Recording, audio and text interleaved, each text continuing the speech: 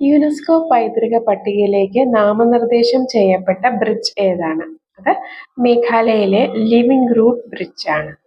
ഇന്ത്യയിലെ ആദ്യത്തെ സംയോജിത സ്വകാര്യ ഉപഗ്രഹ പ്ലാന്റ് നിലവിൽ വരുന്നത് എവിടെയാണ്?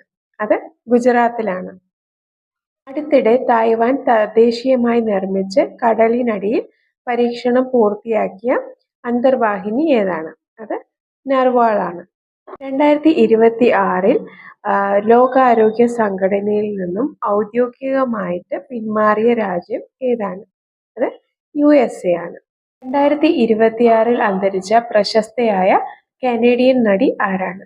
അത് Catherine O'Hara. Samarth panchayat portal വഴി പ്രോപ്പർട്ടി ടാക്സ് ശേഖരിച്ച ആദ്യ ജില്ല ഏതാണ്? അത് ധംതാരിയാണ്. അത് ഛത്തീസ്ഗഡിലെ ഒരു ജില്ലയാണ്. ആർത്തവ സമയത്തെ ആരോഗ്യം മൗലിക അവകാശമെന്ന് പ്രസ്താവിച്ച കോടതി ഏതാണ്? അത് സുപ്രീം കോടതിയാണ്.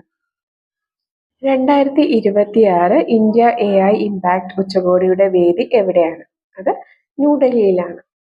തെരുവു കച്ചവടക്കാർക്കിടയിൽ സാമ്പത്തികപരമായി വർധനവിന് വേണ്ടിയിട്ടുള്ള ശ്രമങ്ങളുടെ ഭാഗമായിട്ട് പ്രധാനമന്ത്രി നരേന്ദ്രമോദി തിരുവനന്തപുരത്ത് പുറത്തിറക്കിയ ക്രെഡിറ്റ് കാർഡ് ഏതാണ്?